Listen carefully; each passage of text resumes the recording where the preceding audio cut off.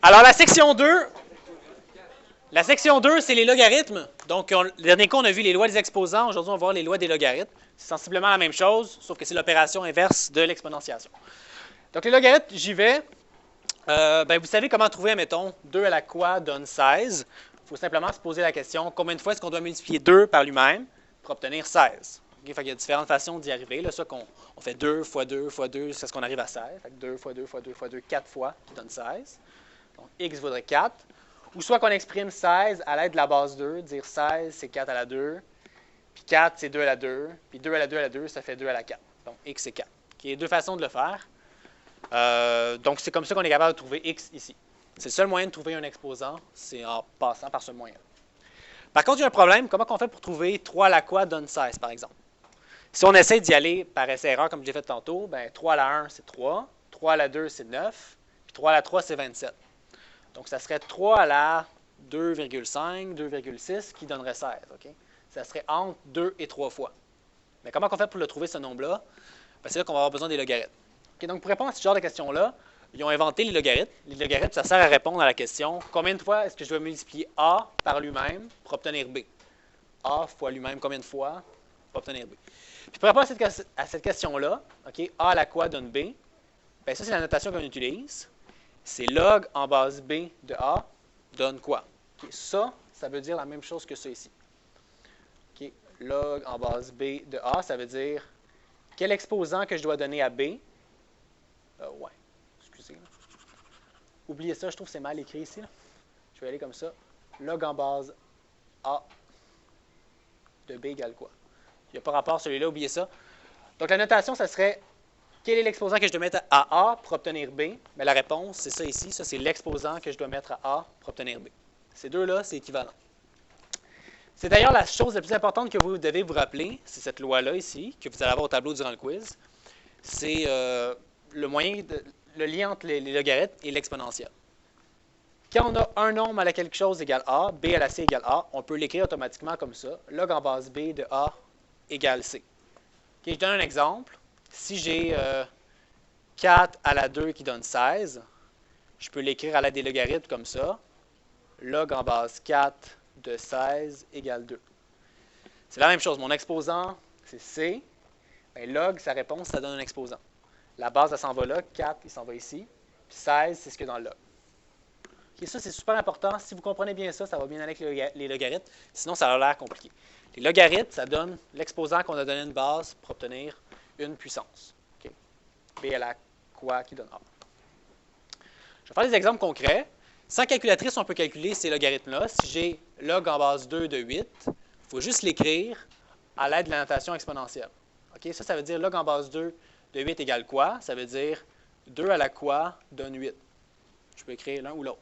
Okay? Je l'aurais écrit ici. C'était B à la C égale A. C'est la même chose que log en base B de A qui est égal à C. Donc 2 à la quoi qui donne 8, on trouve que c'est 3. Donc ça vaut 3. Même chose pour lui. Ça veut dire 11 à la quoi qui donne 121. Mais c'est 2. Okay, donc on peut trouver les réponses comme ça, sans calculatrice. Puis le dernier, si je demande le dernier, log en base 3 de 1, ce serait quoi la réponse? C'est 0, parce que ça veut dire 3 à la quoi qui donne 1. Pour que ça donne 1, c'est n'importe quoi à la 0 donne 1. Donc c'est 3 à la 0. C'est tout.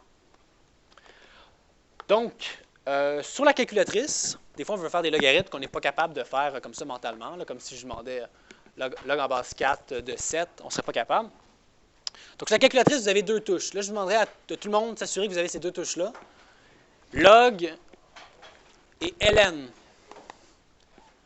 Vous avez une touche comme ça, log, puis une touche ln. Assurez-vous d'être capable de faire ça, parce que vous allez en avoir besoin. Log et ln. Il faut au moins un des deux. Sur la calculatrice graphique, il y a les deux. Est-ce que tout le monde a ça, log et ln? C'est bon? Tu l'as pas? OK, les deux. OK, parfait. OK, excellent. Donc, sur votre calculatrice, vous êtes capable de faire des logarithmes en base 10. Quand c'est juste écrit log, qu'est-ce qui se passe? OK. Quand on écrit log sans base, okay, comme ici, log, il n'y a pas de base, ça veut dire que c'est la base 10 qui a été choisie. Okay, c'est tout. C'est par défaut, c'est la base 10. Quand on ne met pas de base, c'est 10. C'est tout. Donc, sur la calculatrice, quand vous faites log de 5, c'est que vous répondez à la question 10 à la quoi va donner 5. Donc, vous êtes capable de taper sur votre calculatrice, vous faites log de 5, puis ça donne la réponse. Quelqu'un pourrait me la donner? 0,69. OK? Donc, log de 5, c'est 0,69. Ça veut dire que 10 à la 0,69, ça donne 5. ln, il faut juste le savoir. ln, ça veut dire log en base E. E, c'est juste une constante qu'il faut savoir. C'est comme pi. Okay? Pi, on vous a appris que c'était 3,1415 9, blablabla. Mais pi, c'est une constante qui revient souvent dans les expressions exponentielles. Ça s'appelle le nombre naturel. Okay? Nombre naturel. Donc, ln, c'est juste que ça revient très, très souvent en sciences, tellement qu'ils ont donné une constante. Et ln, ça veut dire log en base E. Ça veut dire log en base. Wow. Log en base. Je recommence ça. Donc, ln de 8, ça veut dire log en base 2,71828, blablabla, de 8. OK? Ça veut juste dire 2 à la 71828 à la quoi va donner 8. OK? Ça revient à poser cette question-là. Donc, si ça vous mélange, voir ln, écrivez-le juste en nombre. 2,718 à la quoi va donner 8. Donc, si vous tapez ln de 8 sur la calculatrice, ça vous donne la réponse. Est-ce que quelqu'un pourrait me le dire? Juste pour le fun. Bon, 2,08. Ça veut dire que 2,71 à la 2,08, ça donne 8. Donc, c'est les deux à savoir. Log, c'est en base 10. Ln, c'est en base E. Et E, c'est un nombre que vous avez sur votre calculatrice. Normalement, tout le monde a la touche E sur sa calculatrice. C'est comme pi, c'est une constante. Et sur les calculatrices graphiques, je pense que c'est juste à côté de pi, il y a E. Si vous tapez E, ça donne ça. Puis ceux qui ne l'ont pas, sur votre calculatrice, vous avez la touche E à la, normalement. Fait que vous avez juste à taper E à la 1, ça va vous donner E.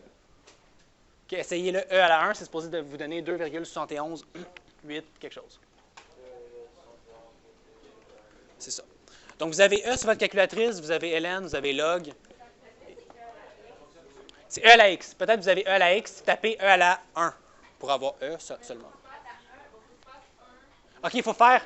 Oui, c'est vrai, sur ces calculatrices-là, il faut taper 1, puis après ça, vous faites E à la x, qui va donner 2,718. En passant, là, je ne comprends pas pourquoi tout le monde utilise la petite calculatrice comme celle-là. Pourquoi vous n'utilisez pas la graphique? Vous avez acheté une graphique. En tout cas, c'est la meilleure, à mon avis. Là. Je ne sais pas pourquoi utiliser autre chose. OK. Je termine la matière. OK, s'il vous plaît. Donc, ma question, c'est comment calculer. Mon but, c'était toujours de calculer, trouver 3 à la quoi qui donne 16. OK, c'était ça le but. 3 à la quoi donne 16. Bien, il faudrait que je calcule log en base 3 de 16 donne quoi? Mais ça, on ne peut pas le faire sur la calculatrice. On ne peut pas le faire sur la calculatrice, on a juste log en base 10 ou log en base E. On n'a pas d'autre. Donc, comment faire? Bien là, il faut voir les lois des logarithmes. Donc, je termine avec ça. Il y a 3 lois des logarithmes à savoir, juste 3. C'est les mêmes.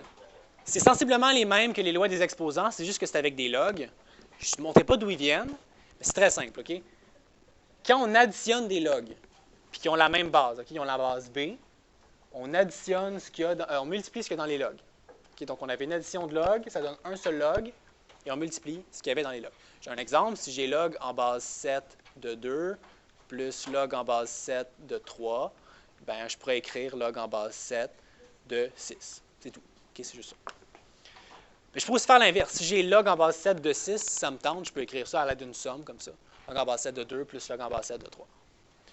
Même principe, quand j'ai une soustraction de deux logs, on divise le premier divisé par le deuxième.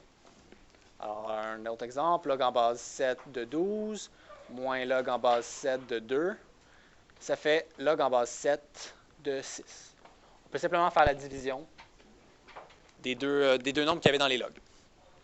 Finalement, la dernière loi, qui est la plus importante, quand on a un nombre qui multiplie un log, on peut prendre ce nombre-là puis aller le mettre en exposant dans le log. Donc, par exemple, si j'ai log en base 3 de 5, puis j'ai un 2 qui multiplie tout ça, 2 fois tout ça, bien, je peux écrire log en base 3 de 25. Okay, le 2 est allé en exposant au 5, ça fait 2 à la 5. 5 à la 2, qui fait 25. Donc, c'est les trois lois des exposants. Avec ça, on peut déduire la loi de changement de base qui va nous permettre de calculer ça ici. Je montre d'où elle vient, c'est la règle la plus importante. Quand on veut répondre à cette question-là, on se dit 3 à la quoi donne 16. La façon de faire, c'est d'écrire ça à l'aide des logarithmes. Ça revient à faire log en base 3 de 16 égale x. Le problème, c'est que ça, on n'est pas capable de le faire sur la calculatrice. Donc, il faut utiliser la loi de changement de base. La loi de changement de base, c'est celle que je vous donne ici. La loi de changement de base, elle dit, quand tu as un log à faire dans une certaine base, tu peux le calculer avec la base de ton choix. Tu fais log dans la base de ton choix de ce que tu avais ici dans ton log, divisé par log dans la base de ton choix de la base que tu avais avant. Okay, j'en ai un exemple. Si je veux calculer ça sur ma calculatrice, je ferais, je vais l'écrire en beau, log en base 3 de 16. Il me suffirait de faire log dans la base de mon choix de 16 sur log dans la base de mon choix de 3. Ça me donne la même réponse que ça. Donc, ça, c'est la façon que vous allez calculer pas mal tous les logs sur votre calculatrice. Alors, vous avez 2 logs sur votre calculatrice. Ici, on pourrait faire log en base 10 ou vous pourriez faire ln. C'est dans la base de notre choix. Ça donne la même chose. Essayez-le, faites log de 16 sur log de 3, puis faites ln de 16 sur ln de 3. Vous donnerez la réponse, ça devrait être la même. Oui? C'est pas fois 16. Ici, ce n'est pas un fois, c'est la fonction log qui est dans la base 3, puis c'est le nombre 16 dedans. C'est comme si je disais racine cubique de 16. C'est la fonction racine cubique du nombre 16. Ça, c'est la fonction log du nombre 16. Donc, combien ça donne? 2,523. OK, j'ai presque terminé. OK. Donc, log en base 3 de 16, ça donne 2,523, blablabla. Ça veut dire que 3 à la 2,523, ça donne 16. Ça, c'est le nombre par lequel on doit multiplier 3 par lui-même pour obtenir 16. Juste pour terminer avec ça, je vais juste vous montrer d'où ça vient, cette loi-là. C'est assez simple. Là. Regardez, on avait ça ici. Si ça nous tente, on peut diviser par 2 de chaque côté. On a le droit de faire ça. On a le droit de faire plus 5 de chaque côté de l'égalité. Bien, si ça nous tentait, on pourrait aussi dire on va ajouter un log de chaque côté pour le fun. Donc, admettons, je pourrais ajouter un log à gauche, puis je pourrais ajouter un log à droite aussi. Donc, je vais le faire. En ajoutant un log de chaque côté, à quoi ça sert de faire ça? C'est parce qu'il y a une loi des logs, la troisième ici, qui disait qu'on peut prendre un exposant dans un log, puis aller le mettre en avant. Donc ici, on peut prendre le x, puis aller le mettre en avant, qui devient x fois log de 3, qui est égal à log de 16. Et là, finalement, en divisant par log de 3 de chaque côté, on obtient la règle de tantôt, x égale log de 16 sur log de 3. Donc, c'est de là qu'elle vient la loi de changement de base. C'est juste qu'on ajoute un log de chaque côté dans la base de notre choix, puis on envoie le x de l'autre côté, on le sort du log, et c'est comme ça qu'on arrive à cette loi-là. C'est pour ça que pour trouver la réponse de 3 à la quoi donne 16, on fait ce calcul-là ici, puis pour faire log en base 3 de 16, on fait log de 16 sur log de 3. Je termine avec des exemples, c'est tout, c'est juste ça la matière. Okay? Donc, vous avez les 3. Ah, je vais lire un résumé ici. Donc, c'est juste ça la matière. Comment on passe d'exponentielle à logarithmique, les 3 lois des logs et la loi de changement de base pour calculer dans la base que vous voulez sur votre calculatrice. Donc, je termine avec 3 exemples. Très rapidement. Qu'est-ce qui se passe?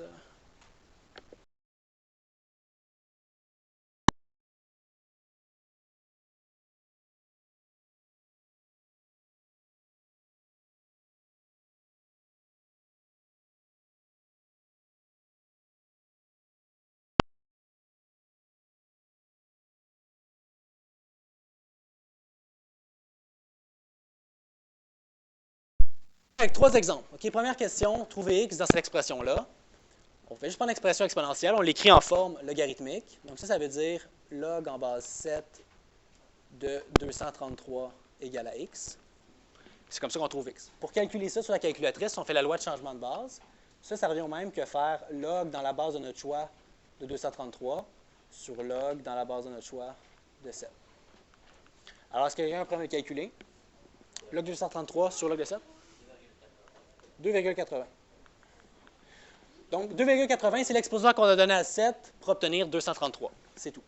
OK, ça ressemble à ça les problèmes. On les écrit toujours, on passe d'exponentielle à log, puis après on le calcule avec la loi de changement de base. Je fais un autre exemple ici. Écrivez à l'aide d'un seul logarithme. Bon, avec un seul logarithme, c'est utiliser les lois des logarithmes. Il y en a 3. C'est les 3 qui sont ici. Quand on additionne des logs, on multiplie ce qu'il y avait dans les logs. Quand on les soustrait, on les divise. Quand il y a un nombre qui multiplie un log, on va le mettre en exposant. Alors, le nombre ici multiplie le log, donc je vais aller mettre en exposant. Ça fait log de 54 moins, ln, pas log. Ln de 54 moins ln de 9. Le 2, ça va en exposant à ce qu'il y avait dans le log. Et finalement, quand on a une soustraction de deux logs, on fait la division. Log de 54 sur 9. C'est ln. Ce qui fait ln de 6. C'est tout. Puis on voulait écrire à l'aide d'un seul logarithme, on l'a fait. Et ln, je vous rappelle que c'est log en base 2,718 blablabla de 6. Ça, c'est la même chose. Donc, ln, le fait d'écrire ln, ça veut dire log dans cette base-là. C'est tout. OK, dernier exemple, je finis avec ça. Trouver x là-dedans, ça va plus ressembler à ça le quiz, je vous le dis là, tout de suite. Ça va ressembler à ça. Il faut juste prendre son temps, OK? Donc, on veut trouver x là-dedans. Donc, l'idée, c'est de regrouper tous les logs ensemble d'un côté, les nombres de l'autre. Donc, ici, j'ai une addition de logs, j'ai la même base, alors je peux multiplier ce qu'il y a dans les logs ensemble. Donc, ça fait log en base 2 de x fois 2x moins 1. OK. Je multiplie ce qu'il y a dans les logs. Qu'est-ce qu'il y a, Véronique? Bien, fois x puis moins 1 fois x. Bien, je vais le faire en 2 étapes. On pourrait le multiplier tout de suite. OK? Éventuellement, on va le multiplier comme ça. Ça va faire log en base 2 de 2x2 moins x. Ça va répondre à la question. Ça ici, ça c'est juste des nombres. Normalement, vous êtes capable de calculer ça. Ça veut dire 7 à la quoi donne 1. C'est 0. Fait que j'obtiens ça. OK? À gauche, j'ai regroupé les logs. Vu que c'est une addition, ça devient une multiplication. Puis à droite, bien, ça donnait 0. Vous auriez pu le faire sur la calculatrice aussi. Vous auriez pu faire log de 1 sur log de 7. Ça aurait fait 0, si vous n'êtes pas sûr. OK. Finalement, pour résoudre ça, là, je suis dans la forme exponentielle. Alors, je me sers de cette règle-là ici. J'étais dans la forme logarithmique, plutôt, désolé. Je peux l'écrire dans la forme exponentielle comme ça ici. Donc, je peux dire 2 à la 0 égale 2x2 moins x. Okay. 0, c'est l'exposant qu'on donne à 2 pour obtenir ça. Et là, après ça devient juste un problème d'algèbre normale. Ça fait 1, 2x2 moins x. J'ai des x, j'ai des x2. Je dois résoudre ça avec la factorisation, la technique produit-somme, quelque chose comme ça. Donc, j'envoie tout du même côté. 0 égale 2x2 moins x moins 1. Et là, on factorise, on utilise la technique de notre choix. Je vais terminer avec la formule. Moi, je vais avec la formule. Je vous conseille de vous habituer. Je vais encore l'écrire au tableau. Donc, ce n'est pas très long. Ça, c'est A, B, C. Prenez juste le temps de l'écrire. Moins 1, plus ou moins racine carrée de B carré, moins 1 carré, moins 4 fois A fois C, qui est moins 1, sur 2 fois A, qui est 2. OK? Faites juste mettre les chiffres dans la formule, puis on le calcule. Donc, ça fait 1 plus ou moins racine carrée de 1. Ça fait 8, donc plus 8, sur 4. On calcule ça, ça fait 9. Donc, ça fait 1 plus ou moins racine carrée de 9 sur 4. Je termine, ça fait 1 plus ou moins 3 sur 4. Et là, on calcule les deux réponses. Soit que j'ai 4 sur 4 ou 1 moins 3, ça fait moins 2 sur 4. Donc, mes deux réponses, c'est 1 et moins 1,5. Là, en passant, je vous le dis, là, je ramène ça. Ça n'a pas vraiment rapport au logarithmique, là, mais je fais juste le ramener parce qu'à la fin de l'année, vous allez en avoir besoin de cette formule-là, puis le produit somme, puis complétion de carré. Okay? C'est sûr que c'est à l'examen de fin d'année. Donc, c'est pour ça que j'en ramène tout de suite, mais ce qui est vraiment important pour l'instant, c'est les lois des logs. Je veux vous voir vous rendre jusque-là. Résoudre avec la formule quadratique, c'est important, là, mais pour plus tard. Ça va être quand même dans le quiz. Donc, c'est tout. C'est juste ça la matière. Là, je vais vous laisser pratiquer jusqu'à l'heure du dîner. Alors, le devoir, c'est section 2 sur didactie. Section 2 ici. Vous avez 30 minutes maintenant et 1 heure au prochain cours.